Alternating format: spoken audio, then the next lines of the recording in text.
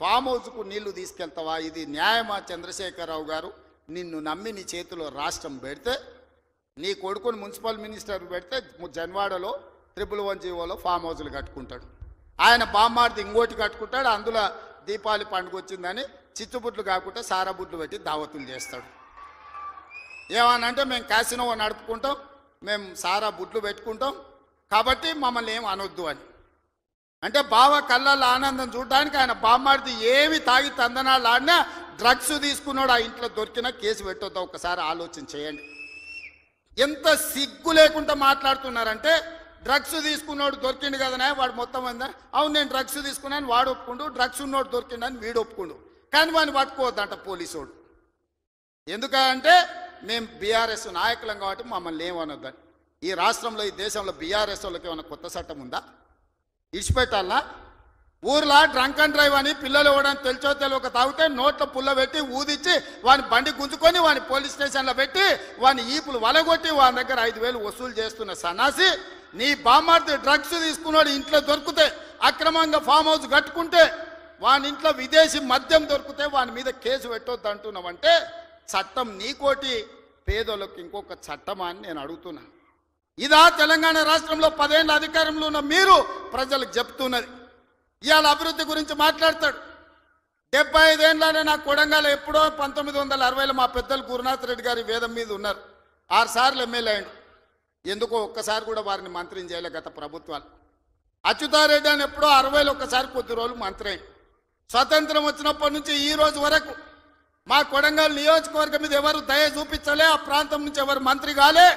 ఇవాళ ఆ ప్రజల కోరిక మేరకు నేను ఎమ్మెల్యేనై ముఖ్యమంత్రిని అయితే నేను ఆడ అభివృద్ధి చేయాలి, మా పిల్లలకు ఉద్యోగాలు ఇవ్వాలి, మా గ్రామాలు ఎడారిగా మారినాయని నారాయణపేట కొడంగల్ ఎత్తిపోతల పథకాన్ని మా నీళ్లు తీసుకెళ్ళనికే తాగనిక నీళ్లు లేక ఫ్లోరైడ్ ఉండి కల్తీ కళ్ళు తాగి ఆ కల్తీ కళ్ళుతోని పిచ్చెక్కి పిల్లల్ని మంచాలకు గట్టేస్తుంటే ఆ బాధ చూడలేక నారాయణపేట కొడంగల్ ఎత్తిపోతల ప్రాజెక్టు ద్వారా 1,00,000 ఎకరాలకు నా ప్రాంతానికి నీళ్లు ఇవ్వాలని నేను ముఖ్యమంత్రిగా చేస్తే అండ్లా కాళ్ళ కట్టె పెడతాడు హరీష్ రావు. ఇదే కాదు, ఇవాళ నేను 1,1200 ఎకరాలు ఆడ భూసేకరణ చేసి తొండలు గుడ్లు పెట్టని భూములను ఇవాళ ఏదైనా ఏజో పారిశ్రామిక వాడ తీసుకొచ్చి పరిశ్రమలు తెస్తే మా పిల్లలకు ఉద్యోగాలు వస్తాయి, నా ప్రాంతం అభివృద్ధి జరుగుతుంది. నేను ముఖ్యమంత్రి అయినా కాబట్టి వాళ్ళకి కృతజ్ఞత తెలుపుకోవాలని నేను ప్రయత్నం చేస్తే కొంతమంది రౌడీ మూకల్ని తయారు చేసి పైసలు ఇచ్చి కలెక్టర్ని ఆర్డీఓని అధికారులందరినీ ఇష్టం వచ్చినట్టు కొట్టిరు. కొట్టింది కొట్టి ఇప్పుడు మా మీద కేసు ఎట్లా పెడతారు అంటారు. ఉత్తోని పక్కింటోని చెంప మీద కొడితేనే ఇవాళ రేపు మన పిల్లల్ని నెత్తి మీద కొడితేనే వాడు 100కు డయల్ చేస్తుండు, మా నాయన కొడుతుండు మా నాయనమ్మ కొడుతుందని. స్కూల్కి పోయే పిల్లగాడు కూడా ఇలా తెలివి వచ్చింది, నెత్తి మీద ఎట్లా అంటే వాడు 100కి డయల్ చేస్తుండు. అధికారులను కిందేసి కొట్టి చంపేదానికి ప్రయత్నం చేస్తే కేసులు కడితే మా టీఆర్ఎస్ వాళ్ళ మీద కేసులు ఎట్లా కడతారు? బరాబర్ మా టీఆర్ఎస్ వాళ్ళు ఇట్లనే దాడులు చేస్తారంటారు.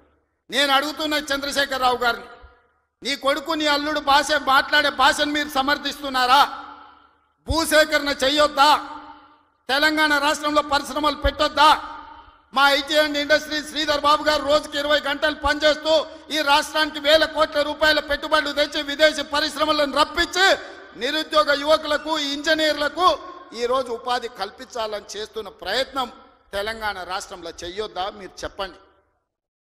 10 ఏళ్ళు ప్రభుత్వం నడిపిన మీరు భూసేకరణ చేయలేదా?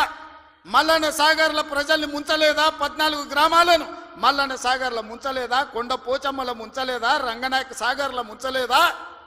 ఫార్మా సిటీ అని ఎయిర్పోర్ట్ కూతబెట్టి దూరంలో 14,000 ఎకరాల భూములు సేకరించలేదా? ఇవాళ ఒక కొడంగల్లో నేను భూసేకరణ 1000 ఎకరాలు చేస్తే మీ కడుపు మంట ఏంది, మీ దుఃఖం ఏంది, మీ బాధ ఏందని నేను అడుగుతున్నా. ఇదా న్యాయం? ఇదా ప్రభుత్వాన్ని నడిపినోడు మాట్లాడేది? ఈ విధానం ఉంటే రాష్ట్రం అభివృద్ధి చెందుతుందా? నేను అడుగుతున్న ఈ వేదిక మీద నుంచి తెలంగాణ రాష్ట్ర రైతాంగాన్ని, ఎవరో ఒకరు భూమి కోల్పోవాల్సిందే. అభివృద్ధి జరగాలంటే భూసేకరణ జరగాల్సిందే. భూసేకరణ జరిగితే ఎవరో ఒకరు భూమి కోల్పోవాల్సిందే. ఎవరు ఇష్టంగా భూమి ఇవ్వరు. కానీ బాధలో ఉన్న రైతుకు నష్టపరిహారం అత్యధికంగా ఇవ్వడం ద్వారా ఆ రైతును మనము ఆదుకోవాలి. ఇవాళ ఎక్కడైతే భూసేకరణ జరుగుతుందో భూసేకరణ చట్ట ప్రకారం వాళ్ళకి ఎక్కువ ఇవ్వలేకపోతున్నాం. నేను చీఫ్ సెక్రటరీ కలెక్టర్లకు ఆదేశాలు ఇచ్చిన, ఆ ప్రాంతాలలో భూముల విలువ 3 అంతలు పెంచండి, అప్పుడు వాళ్ళ భూమికి ఊర్లో 10 లక్షలు ఇస్తే మనం 30 లక్షల నష్టపరిహారం ఇస్తే ఆ రైతు సంతోషంగా ముందుకొచ్చి భూమి ఇస్తాడు. శాశ్వత అభివృద్ధి కోసం రాష్ట్ర పునర్నిర్మాణంలో త్యాగం చేస్తున్న భూ యజమానులను, వాళ్ళు దళితులు, గిరిజనులు, బలహీన వర్గాల వాళ్ళు ఉంటారు. చిన్న చిన్న భూములు ఉంటాయి, కుటుంబంలో 5-6 మంది ఉంటారు. వాడు అసూటనో ఇసూటనో పోయి భూమి కొనుక్కోవాలంటే నష్టపరిహారం అత్యధికంగా ఇవ్వాలని చట్టాన్ని సవరించమని వాళ్ళు నేను ఆదేశాలు ఇచ్చిన. నేను అడుగుతున్న మిత్రులారా, నల్లమల అడవుల్లో నుంచి ఒక గ్రామీణ ప్రాంతంలో వ్యవసాయ కుటుంబం, ఒక రైతు బిడ్డగా జిల్లా పరిషత్ మెంబర్ నుంచి ముఖ్యమంత్రికి వచ్చిన. నాకు తెలియవా కష్టాలు? భూమితో ఉన్న సెంటిమెంట్ నాకు తెలియదా? భూమి మన ఆత్మగౌరవం అన్న సంగతి నాకు తెలియదా? గ్రామంలో మన గుర్తింపు, మన గౌరవం, మన ఆత్మగౌరవం, ఊరిలో మనకున్న భూమి, మనం చేసే వ్యవసాయము. ఎన్నెట్లో నాగలి కడతాడా అని అంటే వెనకటికి పిల్లనిచ్చేటోళ్ళు, 20 జతలు ఎట్లు నాగలి కడతాడు అని అంటే వాళ్ళు పిల్లనిచ్చేటోళ్ళు. భూమి లేనోనికి పిల్లనియాలంటే 10 సార్లు ఆలోచన చేసేటోళ్ళు. అట్లాంటి భూమి తల్లిదండ్రులతో సమానం అనుకునే ఈ సమాజంలో భూమి కోల్పోతున్న వాళ్ళను హక్కున చేర్చుకొని అత్యధికంగా నష్టపరిహారం ఇవ్వాలని నూతన విధానాన్ని ఇవాళ నా ప్రభుత్వం తీసుకొచ్చింది. నా మంత్రివర్గ సహచరులు మీరు ధైర్యంగా ముందుకు వెళ్ళండి అని చెప్తున్నారు. నష్టపరిహారం అత్యధికంగా మేము ఇచ్చి భూమి తెచ్చి పరిశ్రమలు నెలకొల్పాలంటే ఇవాళ వాళ్ళు అడ్డం పడుతున్నారు. తెలంగాణ సమాజమా, మీరు ఆలోచన చెయ్యండి. ఇది మన తెలంగాణకు మేలు చేస్తుందా? ప్రతి సంవత్సరం 1,10,000 ఇంజనీరింగ్ స్టూడెంట్లు ఇంజనీరింగ్ పూర్తి చేసుకొని బయటకు వస్తారు. వాళ్ళ ఉద్యోగ ఉపాధి అవకాశాలు ఎట్లి వాళ్ళో మీరు ఆలోచన చేయండి. వాళ్ళ నిరుద్యోగులుగా రోడ్ల మీద వదిలేద్దామా? ఆవారగాళ్ళు అయిపోయి తల్లిదండ్రులకు భారమై గంజాయి డ్రగ్స్కు బానిసలను చేద్దామా? ఈ తెలంగాణ సమాజ యువతను మీరు ఒక్కసారి ఆలోచన చెయ్యండి. ఆ భూమి నేను తీసుకుపోను, శ్రీధర్ బాబు గారు తీసుకుపోరు, ఉత్తమ్ కుమార్ రెడ్డి గారు అసలే తీసుకుపోరు. భూమి ఏమన్నా సాపలాక చుట్టి సంకలు పెట్టి తీసుకుపోయేదానే? మేమేం చేసుకుంటామే? తిరిగి పరిశ్రమలు పెట్టి పరిశ్రమలలో ఉద్యోగాలు ఇవ్వాలన్నదే కదా మా ఆలోచన. ఆ ఆలోచనకు ఎందుకు అడ్డం పడుతుండ్రు? 10 ఏళ్ళు మేము సరైన నష్టపరిహారం ఇవ్వండి, భూసేకరణ చేయండి అని మేము సహకరించిన ప్రతిపక్షంలో ఉండి నీకు ఆ కనీస పరిజ్ఞానం కానీ జ్ఞానం కానీ ఎందుకు లేదు చంద్రశేఖరరావు గారు అని నేను అడుగుతున్నా.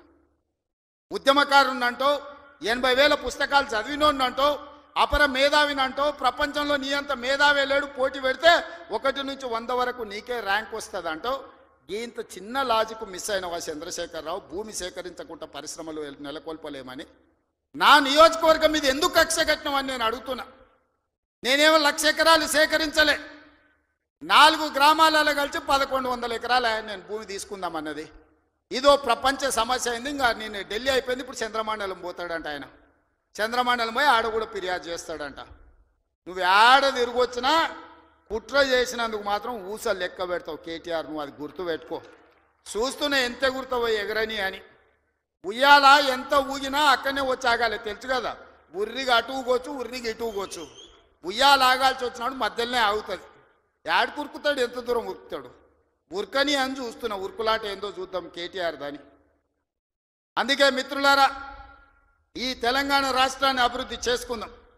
రాజన్న సిరిసిల్ల అభివృద్ధి కోసం నిధులు ఇచ్చినాం.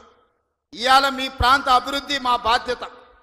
10 సంవత్సరాలలో ఈ తెలంగాణను ఒక గొప్ప అద్భుతమైన అభివృద్ధి చెందిన రాష్ట్రంగా తీర్చిదిద్దుకుందాం. తెలంగాణ రైజింగ్.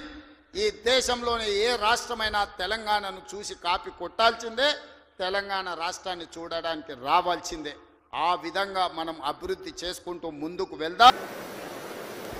రైతు బంధు గజెట్ల బంద్ అవుతుంది, ఎందుకు ఆగం చేసుడు వాళ్ళని? దానికి ఆంక్షలు పెడతాం, కొంక్షలు పెడతాం. మీరు 10,000 ఇస్తే 15,000 ఇస్తామని వాగ్దానం చేయడం, తర్వాత దాన్ని భంగం చేయడం, పాత 5,000 కూడా చేయకపోవడం ఏమనిపిస్తుంది ప్రజలలో? కాబట్టి ఇప్పుడున్న ప్రభుత్వానికి రోజులు దగ్గర పడ్డాయి. గ్యారంటీ మాట. ఎందుకంటే మెట్లు ఉంటాయండి. నువ్వు ఎక్కడ స్టార్ట్ చేస్తున్నావో పైకి పోతావు, దిగుడు స్టార్ట్ చేస్తే అడిగతావు. గ్యారంటీ మాట, అది న్యాచురల్. దానిలో ఏం బ్రహ్మ పదార్థం లేదు. దాని పెద్ద సిద్ధాంతం ఉన్నది దాన్ని అర్థం చేసుకోవడానికి. వాళ్ళు స్టెప్ డౌన్ అవుతున్నారు, వాళ్ళు కిందికి అవుతున్నారు. అన్నిట్లో విఫలమే. కరెంటు రాదు, రైతు బంధు రాదు, మంచినీళ్ళు రావు, సాగునీళ్ళు రావు, పెన్షన్లు ఎగ్గొడతారు. 2 ఇస్తే 4 ఇస్తామని అర్రాస పడలేక వాడి ముసలోళ్ళు నాగం పట్టించి ఆ 2 కూడా ఇయ్యక ఆయనతో జనవరి నెలలో ఒక నెల ఈత కొట్టింది. అప్పుడు ఏమవుతుంది జనంలో ఏం అభిప్రాయం వస్తుంది? సహజంగానే ఆ ప్లేస్లో మనం ఉంటే కూడా ఏమనుకుంటాం, ఇంత దోకానా అనుకుంటాం, అంతే కదా. సో ఇవన్నీ పరంపర జరుగుతూ ఉన్నాయి. నిన్న ఇంకోటి ఏంటంటే ఇప్పుడు ఆ రైతులు నిరంతరంగా ఉండరు 9 ఏళ్ళు పాపం. అంతకుముందేమో పోలీస్ టౌన్లలో పెట్టి ఎరువు బస్తాలు అమ్మిండ్రు, లాఠీ చార్జీలు చేసిండ్రు. మనం వచ్చిన తర్వాత 60 కష్టం పడి ఆ బాధ తీసేసినాం. ఎప్పుడు పడితే అప్పుడు ఏ రైతు ఎప్పుడు పడితే అప్పుడు పోయి ఇష్టం కొనుక్కోవచ్చు పోవచ్చు, అసలు ఆ పరిశానం లేకుండే. మళ్ళీ ఇప్పుడు పాస్ పుస్తకాలు అవేంటి ఆధార్ కార్డులు మన కార్డులు అన్నీ చెప్పులు లైన్లో పెడుతుండ్రు. చెప్పులు లైన్లో పెడుతుండ్రు అంటే మీరే పెట్టుతుంటారు. ఇత్తనాలు కుళ్ళద్దరితో కూడా అటుపోతాడు కానీ గిట్ట తడవడన్నా, మనం దండం పెడితే కూడా చెప్పులు పెడతాడా? అంటే గింత చిలిపిగా గింత చిల్లరగా ఏదో ఇట్లా తీసి ఇట్లా మీరు అన్నారు కాబట్టి మీ మీదకే మళ్ళీ తిరిగి ఇసిరేస్తామన్నట్టుగా ఒక చీప్ పాలిటిక్స్తో మాట్లాడుతున్నారు తప్ప నిజంగా బాధ నివారించాలి, అట్లా జరగకుండా చూడాలి అనే సోయి తప్పిన ప్రభుత్వం ఉంది ఇప్పుడు. ప్రతిదాన్ని ఒక చిల్లర రాజకీయం కింద చూడు. అద్భుతమైన కార్యక్రమం తెచ్చిన మనం దళిత బంధు, దాన్ని నిలిపేసిండ్రు. మీరు 10 లక్షలు ఇస్తే మేము 12 లక్షలు ఇస్తామన్నారు. ఇలా దాని ఆతా లేదు పతా లేదు, అడిగిన లేడు పడుచుకున్న లేడు అని ప్రతి వాళ్ళు అందరి కోపం వస్తున్నది. కారణం ఏంటంటే ఒకళ్ళు కాదు, యావత్తు తెలంగాణ సమాజానికే మోసం. గీత కార్మికులు ఉండి మొత్తం బంద్ పెట్టిన రంగారెడ్డి జిల్లాలో అంతకుముందు ప్రభుత్వం కళ్ళు దుకాణాన్ని బంద్ పెట్టింది. ఉద్యమంలో నేను చెప్పిన తెలంగాణ వచ్చిన తెల్లారి మొత్తం తెరిపిస్తాను, బ్రహ్మాండంగా తెరిపించినాం. ఇక్కడ హైదరాబాద్ వాళ్ళకి కాదు, మన ఊళ్ళలో ఉండే గౌడ మిత్రులకు కూడా పని దొరికింది, బతికిండ్రు. మనం చెట్ల రకం మాఫ్ చేసినాం, కోట్లాదిగా ఈత తాటి వనాలు పెంచినాం. ఎందుకంటే ఒక వృత్తి ఆ కార్మికులు బతకాలని మనకు సోయి ఉండే కాబట్టి.